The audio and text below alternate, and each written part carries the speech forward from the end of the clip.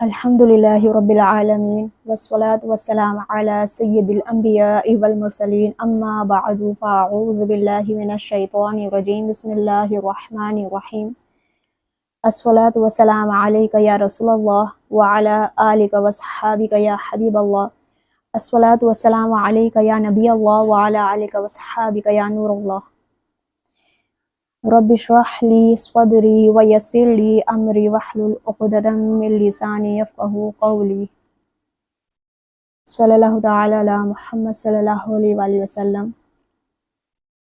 اصلاحی بیان سننے کے لیے تشریف لانے والی تمام بہنوں کو السلام علیکم ورحمۃ اللہ وبرکاتہ۔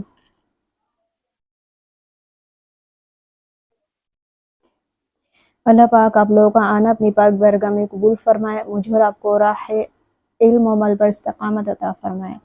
تمام بہنوں سے گزارش ہے کہ اپنا مائک لازمی طور پر آف رکھیے گا۔ سب سے پہلے درود پاک کی فضیلت جانیں۔ نبی پاک صلی اللہ علیہ وسلم کا فرمان ہے، حدیث میں ہے کہ تم اپنی مجلسوں کو مجھ پر درود پاک پڑھ کر آراستہ کرو، کیونکہ تمہارا مجھ پر درود پاک پڑھنا بروز قیامت تمہارے لیے نور ہوگا۔ سبحان اللہ۔ اصول ثواب کے خاطر بیان سننے سے پہلے اچھی اچھی نیتیں کر لیتے ہیں کہ حدیث میں ہے کہ نبی پاک صلی اللہ علیہ وآلہ وسلم نے فرمایا، نیت المؤمن خیر من عملہ، یعنی مسلمان کی نیت اس کے عمل سے بہتر ہے۔ تو ہر نیک اور جائز کام میں جتنی اچھی نیتیں ہوں اتنا ہی ثواب بھی زیادہ ملتا ہے، لہٰذا خوب توجہ کے ساتھ بیان سننے کی نیت کر لیجئے، اور یہ بھی نیت کر لیجئے کہ جو کچھ سنوں گی اس پر خود بھی عمل کروں گی اور دوسروں تک بھی پہنچانے کی بھرپور کوششیں کروں گی انشاءاللہ عز و جل۔ میری بہنوں، کامیابی ایک ایسی منزل ہے جس کی خواہش ہر بہن کے دل میں ہوتی ہے، ہر ایک کے دل میں ہوتی ہے، چاہے وہ دنیاوی معاملات ہوں یا آخرت کے معاملات۔ الغرض ہر ایک زندگی کے ہر موڑ پر کامیاب ہونا چاہتی ہیں اور یہ سوچتی ہیں کہ کامیابی اس کے قدم چومیں۔ تو کبھی بھی کسی بھی مقصد میں کامیابی کے لیے استقامت حاصل کرنا ضروری ہے۔ آج کے سیشن میں ہم جانیں گے کہ استقامت کیا ہے، کامیابی کے لیے استقامت کیوں ضروری ہے، استقامت حاصل کرنے کے طریقے، قرآن کریم اور احادیث طیبہ میں استقامت کے فضائل، اللہ والوں کی استقامت کے واقعات اور استقامت کی راہ میں حائل ہونے والی رکاوٹوں کے متعلق سنیں گے انشاءاللہ۔ سب سے پہلے استقامت کی تعریف۔ استقامت اسٹیٹ فاسٹنس، تو اس کا مطلب ہے استقامت کا کہ ثابت قدمی، یعنی قدم جمائے کھڑے رہنا، یعنی کسی نیک کام کا ارادہ کیا تو اس پر ڈٹے رہنا۔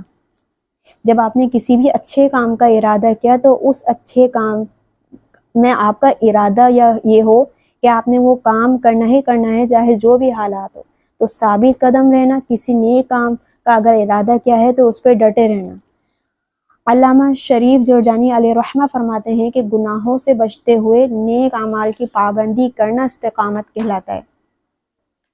استقامت کا معنی ہے، خلفائے راشدین کے اقوال سے سنیں کہ پہلے خلیفہ حضرت ابو بکر صدیق رضی اللہ عنہ سے دریافت کیا گیا، یعنی یہ استقامت کے متعلق استقامت کیا ہے، تو آپ نے فرمایا کہ استقامت یہ ہے کہ بندہ اللہ تعالیٰ کے ساتھ کسی کو شریک نہ کرے، یعنی کہ کسی اور کو شریک نہ کرے۔ اس کا مطلب یہ ہے کہ اللہ تبارک و تعالیٰ کے ساتھ اللہ تبارک و تعالیٰ کے برابر کسی کو نہ جانے، کسی اور کو اللہ تبارک و تعالیٰ کے برابر نہ جانے۔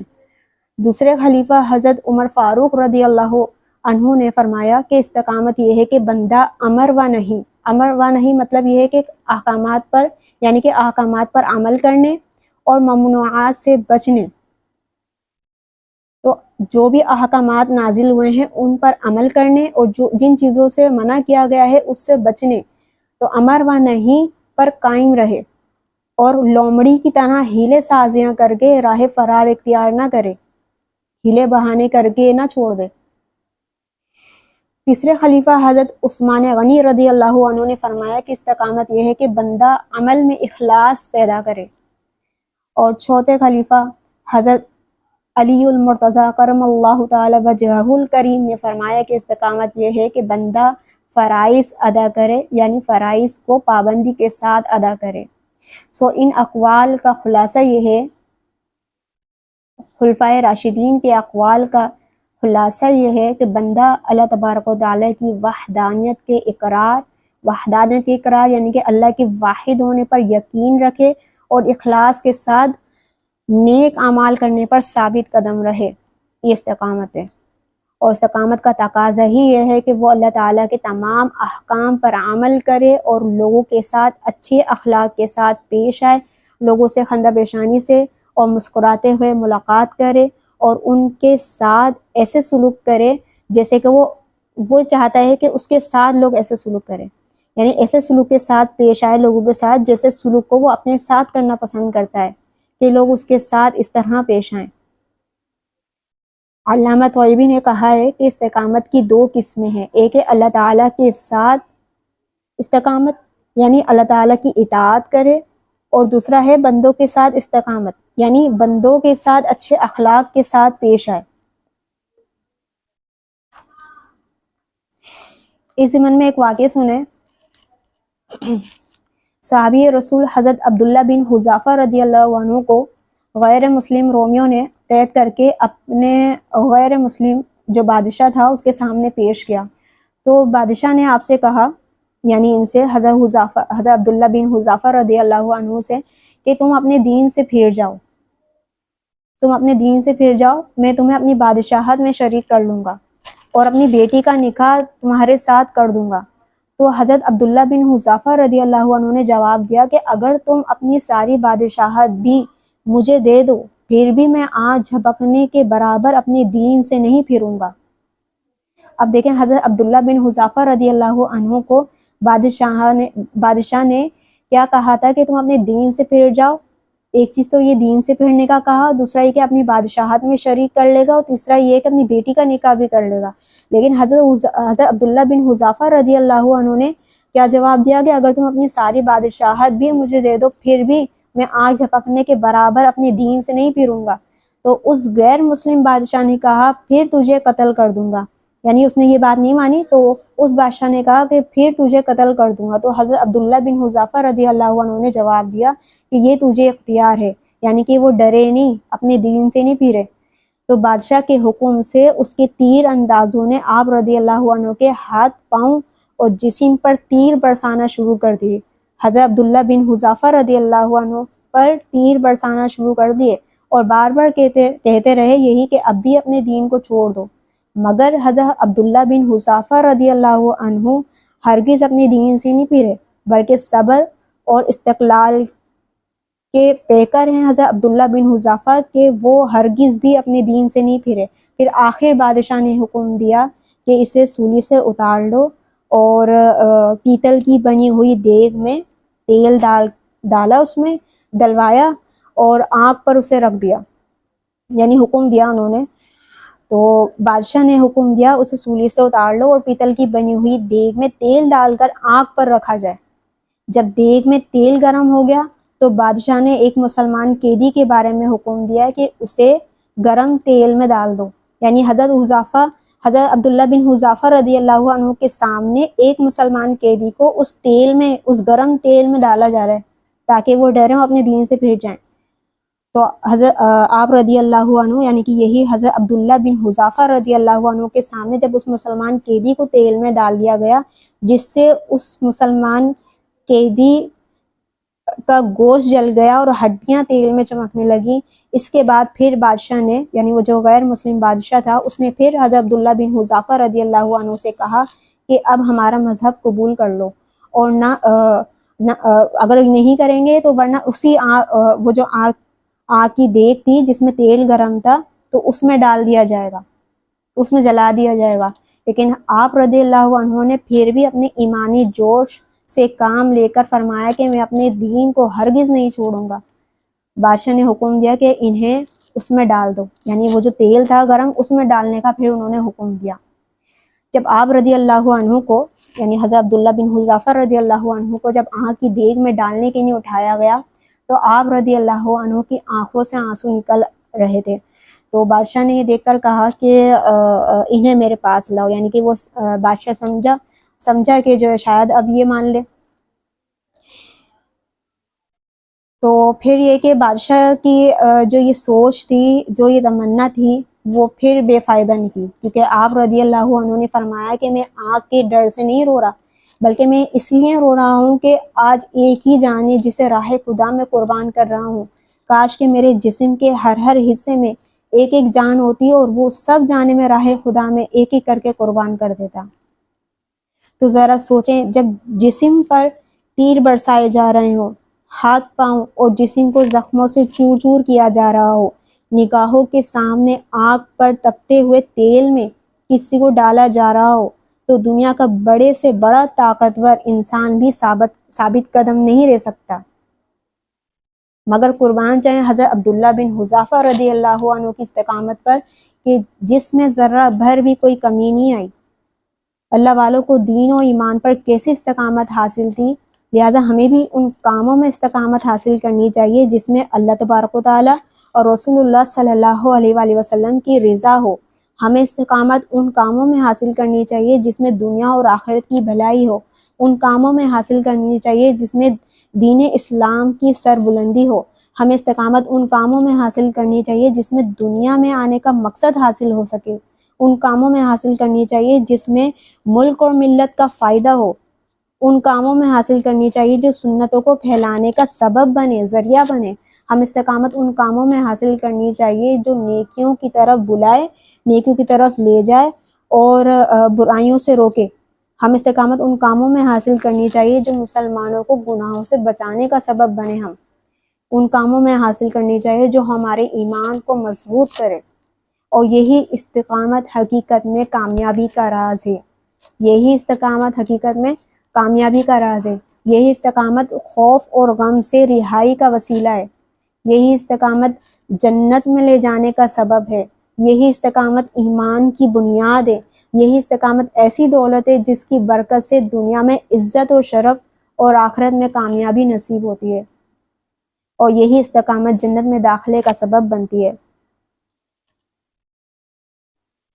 اللہ تبارک و تعالیٰ قرآن مجید میں ارشاد فرماتا ہے، حامد سجدہ کی آیت نمبر 30 میں ہے، جس کا ترجمہ ہے کہ بے شک وہ جنہوں نے کہا کہ ہمارا رب اللہ ہے، پھر اس پر قائم رہے، ان پر فرشتے اترتے ہیں کہ نہ ڈرو اور نہ غم کرو اور خوش ہو اس جنت پر جس کا تمہیں وعدہ دیا جاتا ہے۔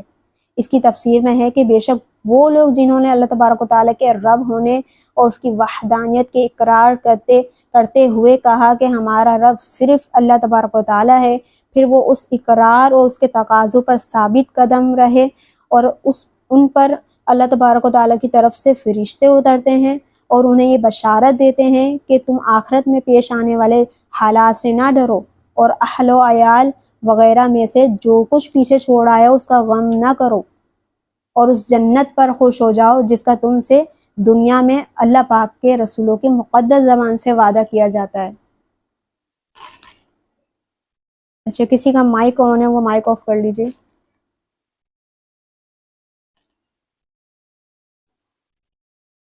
تو میری بہنوں، بیان کردہ جو آیت مبارکہ ہے اس سے استقامت کی فضیلت اور اہمیت معلوم ہوئی، کیونکہ صاحب استقامت ایمان والوں پر اللہ تبارک و تعالیٰ کے فرشتے نازل ہوتے ہیں۔ استقامت والی بہن ہی ترقی کر پاتی ہے، ترقی کرتی ہے۔ استقامت والی بہن کبھی ناکام نہیں ہوتی۔ استقامت والی بہن اپنے محبوب اشیاء کو قربان کر دینے میں بھی پیچھے نہیں ہٹتی۔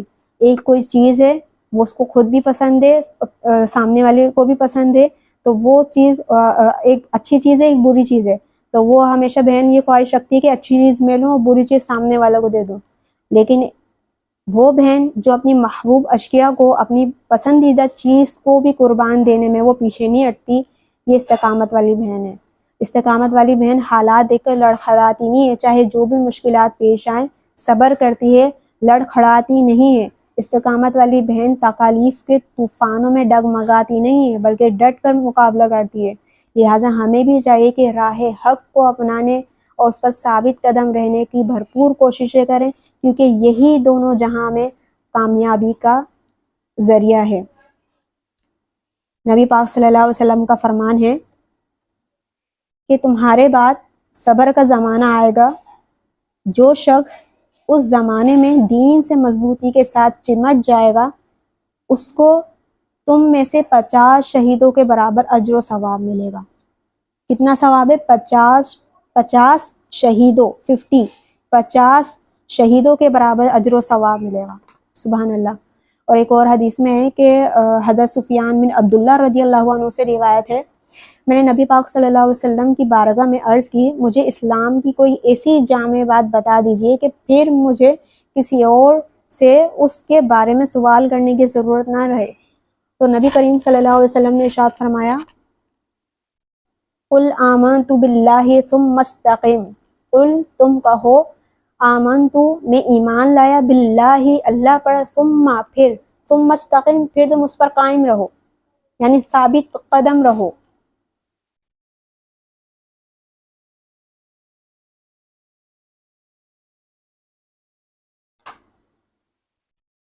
تو میری بہنوں، استقامت ایک ایسا درجہ ہے جس کے ذریعے مقصد میں کامیابی نصیب ہوتی ہے۔ جس کام میں استقامت نہیں ہوتی وہ کام کبھی بھی پائے تکمیل تک نہیں پہنچ پاتا، مکمل نہیں ہو پاتا۔ جو لوگ اپنے کام میں استقامت اختیار نہیں کرتے اس کی کوششیں ضائع ہو جاتی ہیں، اس کی محنت کا وہ پھل بھی نہیں مل پاتا جس کی جو ہے اس کو تمنا اور خواہش ہوتی ہے۔ اب جانیں کہ استقامت حاصل کرنے کے طریقے کیا کیا ہیں، جو کہ کئی بہنیں یہ شکوہ کرتی ہوئی نظر آتی ہیں کہ ہم عمل تو شروع کر لیتی ہیں لیکن اس میں استقامت حاصل نہیں کر پاتی، یعنی جو بھی عمل شروع کیا ہے اس پر قائم نہیں رہ پاتی، استقامت حاصل نہیں کر پاتی۔ مثال کے طور پہ کوئی بہن نمازوں کی پابندی پر استقامت حاصل کرنا چاہتی ہے لیکن چند دن بعد پھر وہی چھوڑ دیتی ہیں۔ اس کی ایک مثال، جیسے کہ کسی بہن نے نیت کری کہ 5 وقت کی نماز پڑھوں گی، پھر کہیں گھومنے گئیں تو وہ چھوڑ دی، یا کسی کے گھر گئیں تو چھوڑ دی، جبکہ وہاں نماز کی جگہ اویلیبل ہوتی ہے۔ کہیں اگر آپ گھومنے جا رہے ہیں، پارک جا رہے ہیں، کہیں پہ بھی جا رہے ہیں، وہاں پہ نماز کی جگہ ہوتی ہے، آپ کسی بھی بہن کو لے کے جا کے پڑھ سکتے ہو۔ یا ایک اور مثال، میک اپ کیا، چھوڑ دی نماز، وضو نہیں تھا تو چھوڑ دی۔ میک اپ تو دوبارہ بھی کیا جا سکتا تھا، لیکن کیا نماز کا وقت دوبارہ لایا جا سکتا ہے؟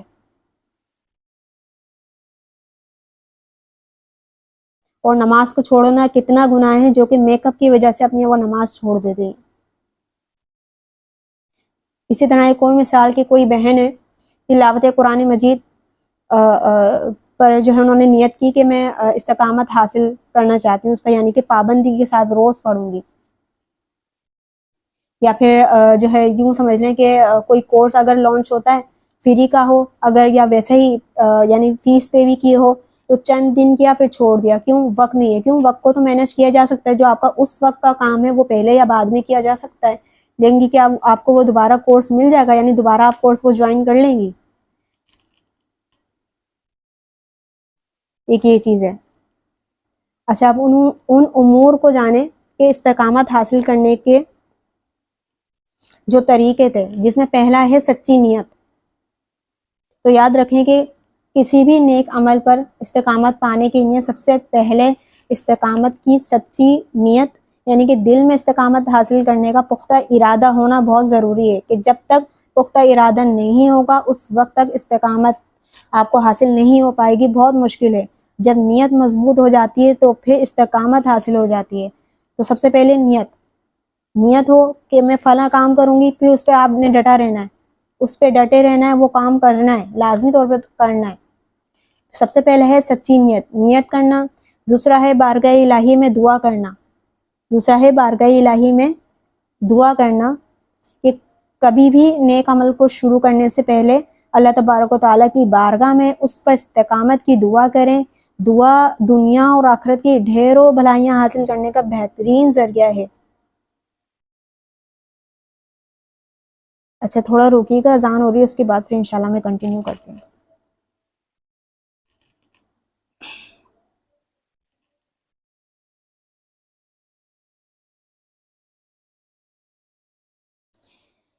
استقامت حاصل کرنے کے طریقے ہم پڑھ لیتے، جس میں پہلا تھا سچی نیت، دوسرا ہے بارگاہ الہی میں دعا۔ کسی بھی نیک عمل کو شروع کرنے سے پہلے اللہ تبارک و تعالیٰ کی بارگاہ میں اس پر استقامت کی دعا مانگیں کہ دعا دنیا اور آخرت کی ڈھیروں بھلائیاں اس سے حاصل ہوتی ہیں۔ دعا بہترین ذریعہ ہے، دعا رب کریم کے قرب حاصل کرنے کا ذریعہ ہے، دعا بخشش و مغفرت کا پروانہ حاصل کرنے کا بہترین وظیفہ ہے۔ دعا ایک بہترین عبادت ہے، دعا مانگنا نبی پاک صلی اللہ علیہ وسلم کی سنت ہے، دعا مومن کا ہتھیار ہے۔ لہٰذا کسی بھی نیک عمل پر استقامت حاصل کرنے کے لیے دعا کی عادت بنانی چاہیے۔ نیت، دعا، اب تیسری چیز ہے میانہ روی اختیار کرنا۔ تو کسی بھی مقصد میں استقامت حاصل کرنے کے لیے ضروری ہے کہ جس عمل کو شروع کریں اس میں ابتداءً جلدی نہ کریں، بلکہ اس میں میانہ روی یعنی درمیانی درجہ اختیار کریں، پھر آہستہ آہستہ کر کے آپ اس کو بڑھاتے رہیں، یعنی کہ اس میں اضافہ کرتی رہیں، کیونکہ جلد بازی میں انسان جو ہے وہ ہمت ہار جاتا ہے، ایک دم جوش جذبہ ہوتا ہے کسی کام کو کرنے کا، پھر بعد میں وہ چھوڑ دیتے ہیں، جذبہ وہ غائب ہو جاتا ہے ان کا۔ تو ایک یہ بھی وجہ ہے کہ اس کام میں پھر وہ استقامت حاصل نہیں ہو پاتی۔ لہٰذا اگر آپ استقامت حاصل کرنا چاہتی ہیں تو اس کام میں میانہ روی اختیار کریں۔ مثال کے طور پہ کوئی بہن ہے، انہوں نے نیت کی کہ روزانہ میں تلاوت قرآن مجید کروں گی، اس پہ استقامت حاصل کروں گی، یعنی ثابت قدم ہوں گی۔ پھر شروع کری انہوں نے، پہلے جو ہے وہ اگر شروع کری انہوں نے تو ابتداءً میں پہلے ایک رکوع پڑھیں، پھر آہستہ آہستہ اس کو بڑھاتے رہیں۔ یا اس کو یوں سمجھیں کہ کسی نے اگر کورس کیا تجوید کا، اصول وغیرہ پڑھ لیے یا پڑھ لیں، تو پہلے جو ہے ایک آیت مبارکہ پڑھی، پھر دوسری، پھر تیسری، یعنی کہ روز پہلے ایک پڑھ کے دیکھی، پریکٹس کری اس کی خوب، پھر ڈے بائی ڈے جو ہے اپنی آیت مبارکہ وہ بڑھاتی جائیں 2 3 4 5 اس طرح بڑھاتی جائیں۔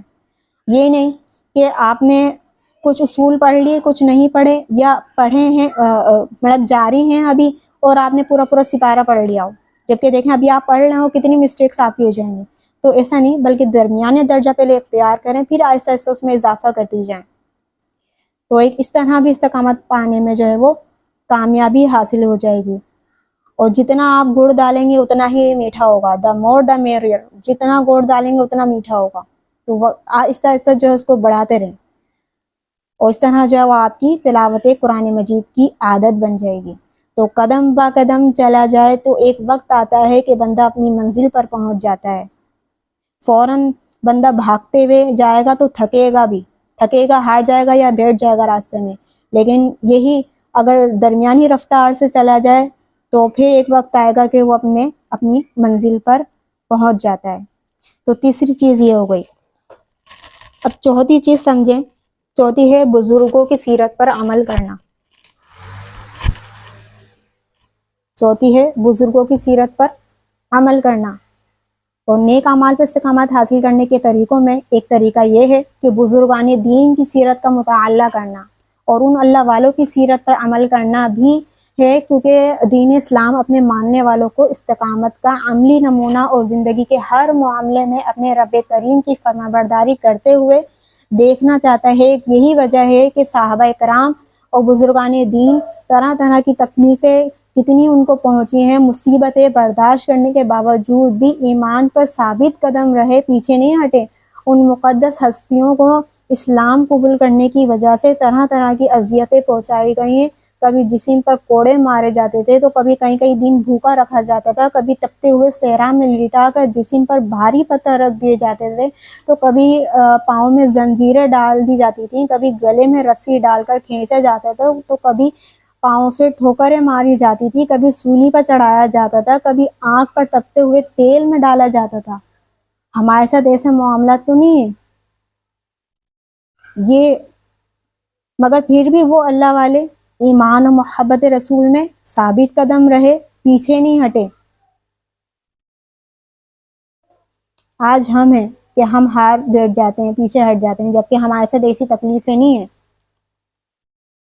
جس طرح ہمارے بزرگان دین راہ خدا میں آنے والی مصیبتوں اور تکلیفوں کے باوجود صبر و استقامت کے پیکر بنے رہے، اسی طرح صحابیات اور خواتین اسلام کی خواتین نے بھی اس راہ میں کئی اذیتوں کو برداشت کیا ہے، اپنے گھر بار لٹا دیے، خون کے رشتوں کو خوشی خوشی موت کے حوالے کر دیا ہے، اپنی آبائی سرزمین کو چھوڑ کر دور کہیں جا کر بسنا پڑا تو وہ بھی انہوں نے کیا ہے۔ ان کے حوصلے کبھی پست نہیں ہوئے، انہیں تپتے صحراؤں میں لٹایا گیا، کوئلوں پر سلایا گیا، لوہے کے لباس پہنا کر سورج کی گرمی کا مزہ چکھایا گیا، ان کے بچوں اہل خانوں کو نظروں کے سامنے سولی پر لٹایا گیا، مگر پھر بھی ان کی استقامت میں کوئی کمی نہیں آئی، کوئی فرق نہیں آیا۔ ایک واقعہ ہے یہی حضرت سمیہ کی استقامت کا، کہ حضرت سمیہ رضی اللہ عنہا کو اہل مکہ بالخصوص اسلام کے دشمن ابو جہل نے کون سا ستم تھا جو ان کے ساتھ نہیں کیا، ان پر نہیں کیا۔ یوں سمجھ لیجئے کہ آپ رضی اللہ عنہ کو لوہے کی زرہ پہنا کر سب دھوپ میں کھڑا کر دیا جاتا تھا۔ اب ذرا تصور کیجئے، عرب میں سورج کی تپیش، یہاں پہ کتنی گرمی ہوتی ہے، لیکن عرب میں سورج کی تپیش اور اس پر لوہے کی آگ برساتے لباس میں حضرت سمیہ رضی اللہ عنہا کا کیا حال ہوتا ہوگا۔ مگر قربان جائیے اس شہیدہ اول کی عظمت اور استقامت پر کہ آپ کے دل میں اللہ اور اس کے رسول صلی اللہ علیہ وسلم کی محبت اس طرح گھیر چکی تھی کہ اتنی سخت تکالیف کے باوجود بھی آپ رضی اللہ عنہا نے اسلام کا دامن نہیں چھوڑا، بلکہ ڈٹ کر ان مشکلات کا سامنا کیا، مقابلہ کیا۔ آپ رضی اللہ عنہ کے اس صبر و استقلال میں ہمارے لیے کتنا بہترین درس ہے۔ ہم مشکلات حالات دیکھ کر چھوڑ دیتے ہیں، ہاتھ بیٹھ جاتے ہیں، ہم قائم نہیں رہ پاتے، لیکن حضرت سمیہ رضی اللہ عنہ کے اس صبر و استقامت میں ہمارے لیے کتنا بہترین درس ہے۔ مگر افسوس ہے کہ فی زمانہ ہم چھوٹی چھوٹی تکلیفوں پریشانیوں کی وجہ سے مایوس ہو جاتے ہیں، نیک اعمال میں ثابت قدم نہیں رہ پاتے، کبھی فرائض و واجبات میں سستی کر جاتے ہیں، تو کبھی کسی کی بات سن لی تو وہ جو نیکی کی راہ تھی وہ چھوڑ دیتے ہیں، بدی کی طرف چلے جاتے ہیں، بدی اختیار کر لیتے ہیں، بدی کی راہ اختیار کر لیتے ہیں۔ الغرض کے فی زمانہ جو برے لوگوں کی صحبت ہے، بری سہیلیوں کی، تو گھر والوں کی، دیگر رشتہ داروں کی، ان کی باتوں کی وجہ سے ہماری ہمت ٹوٹ جاتی ہے، ہم نیک اعمال اور سنتوں کو چھوڑتی ہوئی نظر آتی ہیں۔ ایک کاش کہ ہمیں نیک اعمال پر استقامت حاصل ہو جائے، ایک کاش کہ ہمیں نیک اعمال پر استقامت حاصل ہو جائے۔ عبادت میں گزرے میری زندگانی، کرم ہو کرم یا خدا یا الہی۔ ہم نے یہ استقامت حاصل کرنے کے طریقے جانے، اب سمجھیں کیونکہ وقت کم ہے اور اختتام بھی کرنا ہے بیان کا، تو آخری ہمارا ہے کہ استقامت کی راہ میں کیا چیزیں ہیں جو رکاوٹ بنتی ہیں۔ تو ایمان اور عمل پر ثابت قدمی سے رکاوٹ بننے والی کئی چیزیں ہیں، جس میں سے ایک ہے علم دین کا نہ ہونا، علم دین کا نہ ہونا۔ کسی بہن نے 5 وقت کی نماز کی نیت کی، چند دنوں کی پابندی رہی، پھر کوئی ایسا موقع آ گیا کہ کبھی یا تو رشتہ داروں کے جانا ہو گیا تو وہاں جا کے نمازیں چھوڑ دیں، یا اسی طرح علم کے نہ ہونے کے باعث، علم نہیں تھا، نہ ہونے کے باعث اگر آپ کے قمیص کے کسی حصے پر ناپاکی لگ گئی، مثال کے طور پہ دامن پہ لگ گئی، اب وقت کم تھا اور وہی سمجھ رہی تھی کہ شاید مجھے نہانا پڑے گا، اور جو ہے وقت نکل گیا اور وہ چھوڑ دی نماز اس وقت کی، جبکہ اس کا آسان طریقہ یہ تھا کہ آپ کے اگر دامن پہ لگی تھی آپ نل کے نیچے اس کو دھو لیتے ہیں، آپ نماز پڑھ لیتے ہیں، آپ کا وضو تھا، لیکن وہ نماز کا وقت کم تھا، اس وجہ سے نماز چھوڑ دی۔ تو ایک یہ ہے علم دین کا نہ ہونا۔ دوسرا ہے زبان کی حفاظت نہ کرنا، ریاکاری کرنا، بار بار نیک عمل کی نیت کری، اس کے بعد بار بار ریاکاری، زبان کی حفاظت، جو چاہا بول دیا۔ دوسرا یہ زبان کی حفاظت نہیں کرنا۔ تیسرا ہے گناہوں کے ذریعے اپنی جانوں پر ظلم کرنا، گناہ، کفر، نفاق، ریاکاری، شرک وغیرہ، تو ان کے ذریعے اپنی جانوں پر ظلم کرنا کہ بروزہ قیامت عذاب کے مستحق ہوں گے۔ پھر برے لوگوں کی صحبت اختیار کرنا، آپ کے پاس اچھے دوست بھی تھے، برے دوست بھی تھے، لیکن اچھے لوگوں کو چھوڑ کر جو نماز روزے کے پابند ہیں ان کی صحبت اختیار کرنے کے بجائے برے لوگوں کی صحبت اختیار کرنا، یا برے لوگوں نے جو ہے کسی چیز کا مشورہ دے دیا، آپ چھوڑ دو، کیا پڑھو گے نماز پڑھ کے، آپ چلو وہاں چلتے ہیں گھومنے، تو یہ برے لوگوں کی صحبت اختیار کر لی، وہ قائم نہیں رہ پائے، اس پہ رکاوٹ بنی ہے برے لوگوں کی صحبت۔ پھر نفسانی خواہشات کی لذت حاصل کرنے کی ہرس کرنا، ایک یہ ہے جو کہ بہت زیادہ آج کل ہے کہ سوشل میڈیا پر جو گندی ویڈیوز ہوتی ہیں، تو یہ نفسانی خواہشات کی لذت حاصل کرنے کی حرص میں یہ بھی ایک رکاوٹ بنتی ہے۔ پھر ہے مصائب و آلام اور آزمائشوں پر صبر نہ کرنا، یعنی جو بھی مشکلات پیش آ رہی ہے، جو بھی مشکل آ رہی ہے، یا جو بھی آزمائشیں آ رہی ہیں، تو اس پر صبر نہ کرنا بلکہ زندگی سے ہار بیٹھنا۔ پھر ہے اللہ پاک کی رحمت سے مایوس ہونا، تو اللہ پاک کی رحمت سے مایوس نہیں ہونا چاہیے، بلکہ اللہ پاک سے امید رکھیے، نماز پڑھیے، ذکر اللہ کیجیے، اللہ پاک پر بھروسہ کیجیے اور کوششیں جاری رکھنا ہے۔ پھر ہے لمبی لمبی امیدیں رکھنا۔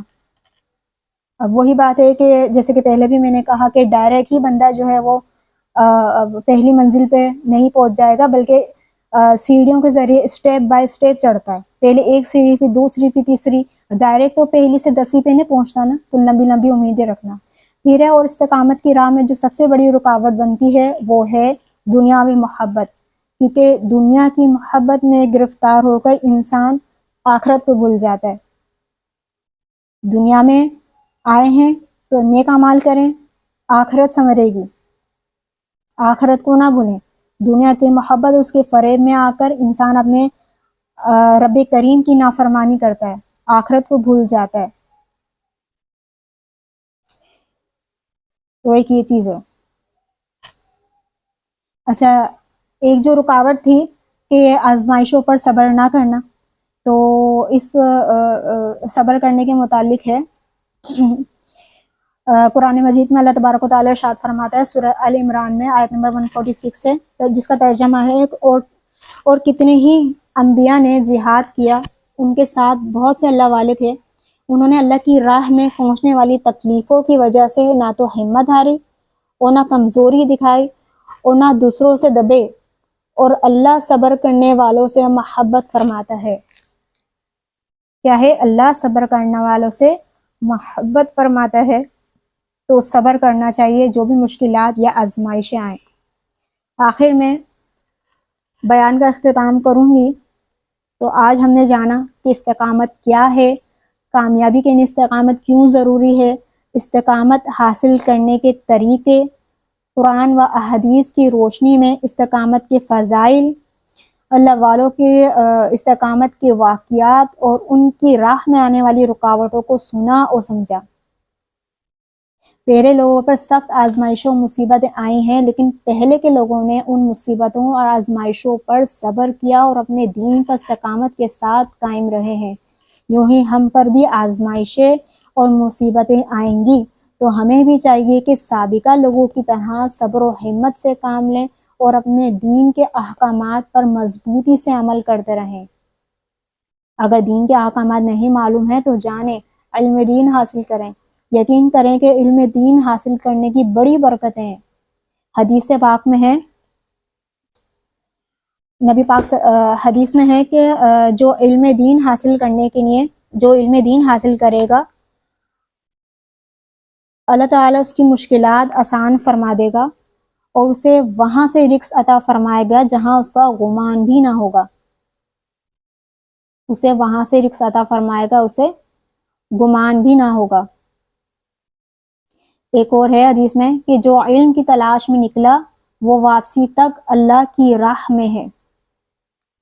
تو علم دین حاصل کرنا فرض ہے، یعنی جو چیزیں بندے پر فرض ہیں، واجب ہیں، ممنوع ہیں، حرام ہیں، ان کا سیکھنا فرض ہے۔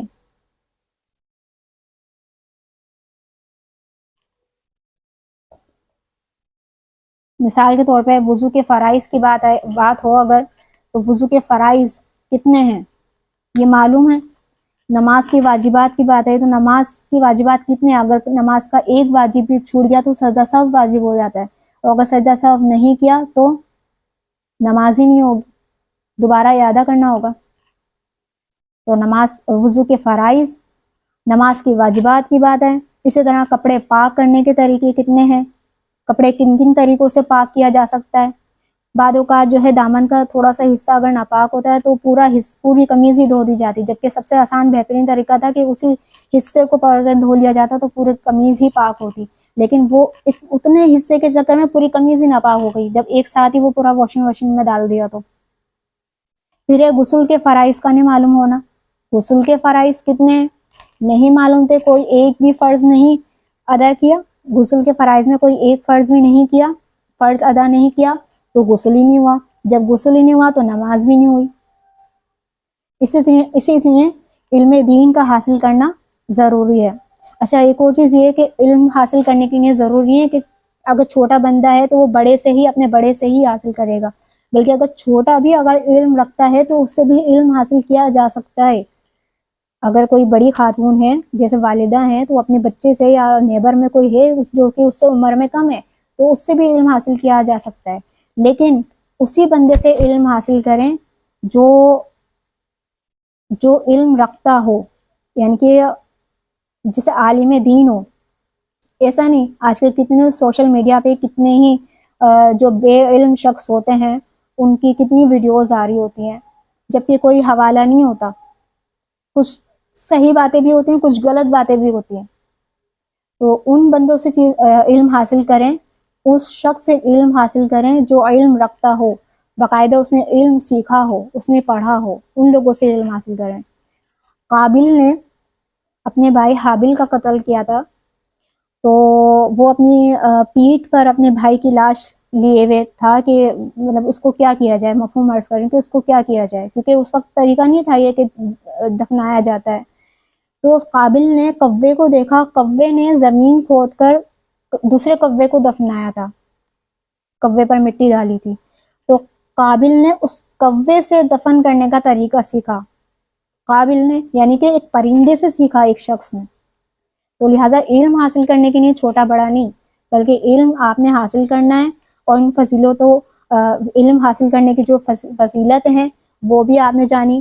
احادیث مبارکہ میں بھی ہے کہ جو علم دین حاصل کرے گا اللہ تبارک و تعالیٰ اس کی مشکلات آسان فرما دے گا, اسے وہاں سے رزق عطا فرمائے گا جہاں سے اس کا گمان بھی نہیں ہوگا. اچھا ایک اور چیز, سیشن میں یوں ہی اسی طرح جو ہے وہ شریک ہوتے رہنا ہے, دوسروں کو دعوت دینا ہے, نیکی کی طرف بلانا ہے. یاد رکھیں کہ ہمارا دین جو ہے وہ بہت آسان ہے, اتنی سہولتیں ہیں. لوگ جو ہے اتنے وسوسوں کا شکار ہو رہے ہوتے ہیں کہ جو ہے وہ کبھی نمازوں میں وسوسے, کبھی پاک ناپاک کے بہت زیادہ جو ہے وہ وسوسے آ رہے ہوتے ہیں. ہمارا دین بہت آسان ہے, اس کا علم حاصل کریں, دین کا علم حاصل کریں. ایک اور مثال, بچے نے اگر وہی سوسو پوٹی وغیرہ کر دی تو پھر لوگ سمجھتے ہیں کہ جو وہ واش کروانے کے لیے اگر لے کے گئے تو ان کا وضو ٹوٹ گیا, جبکہ ایسا نہیں ہے. جن چیزوں سے وضو ٹوٹتا ہے وہ آپ نے سیکھنا ہے. حضرت ابو درداء رضی اللہ عنہ سے مروی ہے کہ جو علم حاصل کرنے کے لیے چلا, اللہ تعالیٰ اس کے لیے جنت کے راستہ آسان فرما دے گا, جنت کا راستہ آسان فرما دے گا. اور ملائکہ طالب علم کے لیے اپنے پر بچھا دیتے ہیں, اور زمین و آسمان میں موجود ہر شے اس کے لیے استغفار کرتی ہیں, یہاں تک کہ سمندر میں مچھلیاں ایک عالم دین یہاں تک کہ سمندر میں جو مچھلیاں ہیں وہ بھی ایک عالم کی فضیلت عابد پر ایسی ہے جیسے 14ویں کے چاند کی فضیلت تمام ستاروں پر ہے. تو علم دین حاصل کرنے کی بڑی فضیلت ہے.